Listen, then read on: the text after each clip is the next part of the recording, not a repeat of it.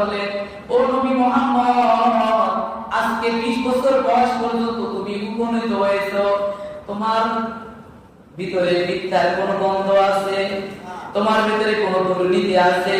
তুমি কি মানুষকে কষ্ট দাও?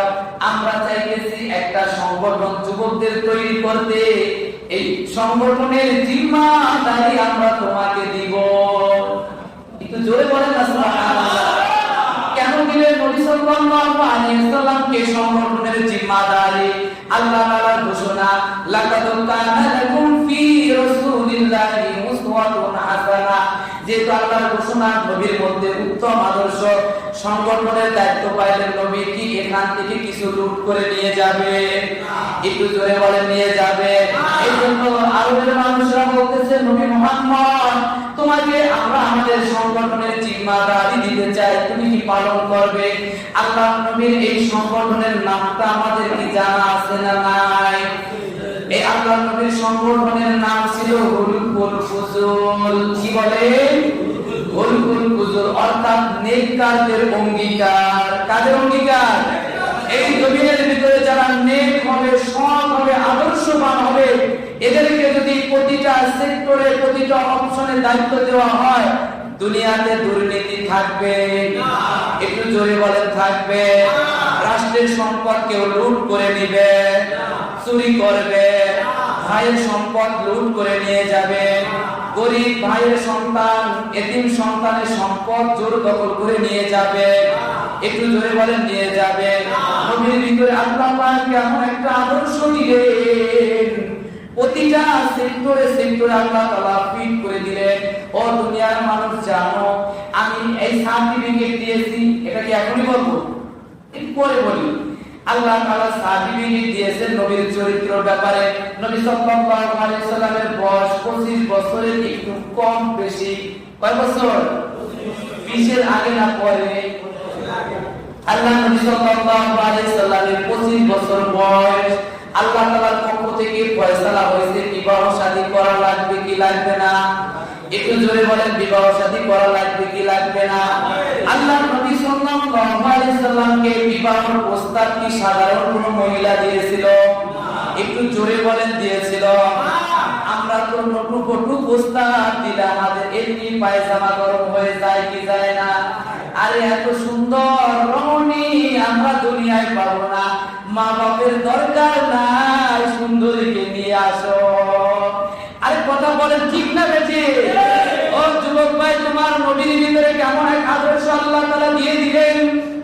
আল্লাহ তাআলার নবী বিবাহ করবেন সমাজের ভিতরে নয়, পুরা আরবের ভিতরে সম্ভ্রান্ত মহিলা, সবচেয়ে ধনাঢ্য মহিলা হযরতে খাদিজাতুল কুবরা রাদিয়াল্লাহু তাআলা আনহা আমার নবীর আমানত দেখে, আমার নবীর চরিত্র দেখে, আমার নবীর শিষ্টাচার দেখে, আমার নবীর কথা বলার ধরন সব কিছু দেখে বলতেছে, আমি মুহাম্মদকে বিবাহ করতে রাজি।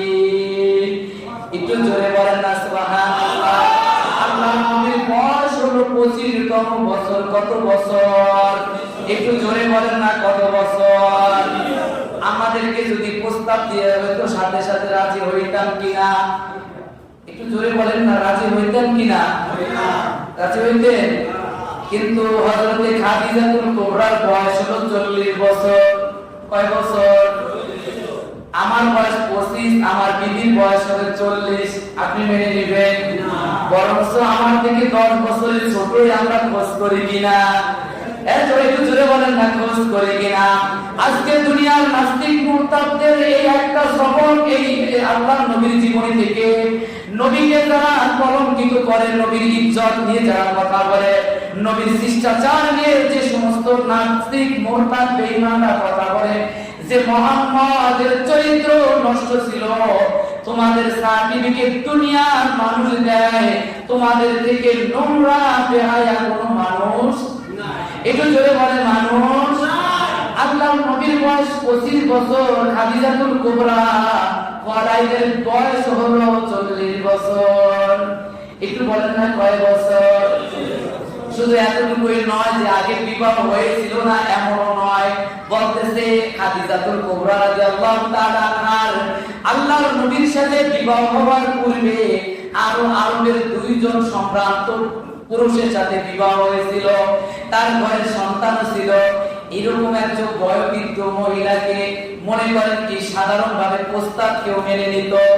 আল্লাহ তাআলা যেহেতু নবীর ভিতরে কোনো লোভ নাই, লালসা নাই, দুনিয়ার কোনো মোহ নাই, দুনিয়ার কোনো পদের কিছু নাই, এজন্য আল্লাহ তাআলা দিলে দেখাই দিলেন, ও আমার উম্মতেরা, তোমরা এই একটা সবক গ্রহণ করো। তোমরা যদি দুনিয়ার নারী লিপ্সা করো, তোমাদের কোনো কিছুই তোমাদের ঠিক একটু থাকবে নাকি বলে? আজকে বিশ্বের ইতিহাস খুলে দেখবেন, প্রতিটা সেক্টরে দেখবেন, দুনিয়ার মুসলমানদের অধঃপতনের দুইটা কারণ। কয়টা? একটু জোরে বলেন না কয়টা? একটা হলো নারী, আর একটা হলো সম্পদ। কারণ নারীর লোক দেখাইলে আর যুবকদের মাথা ঠিক, একটু জোরে বলেন, ঠিক থাকে না। দ্বিতীয়ত টাকার লোভ কি আমাদের কম আছে না বেশি?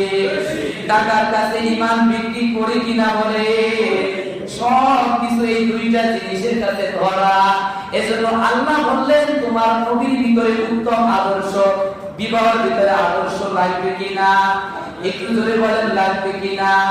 আল্লাহর নবীর চাচা হযরতে আবু তালেব রাদিয়াল্লাহু তাআলা আনহু বিবাহের খুতবা দিতেছেন। কে? একটু জোরে বলেন, কে? আল্লাহর নবীর চাচা আবু তালেব নবীর ব্যাপারে খুতবা দিতেছেন। তিনি কি মুসলমান ছিলেন? ঈমান দিয়েছিলেন।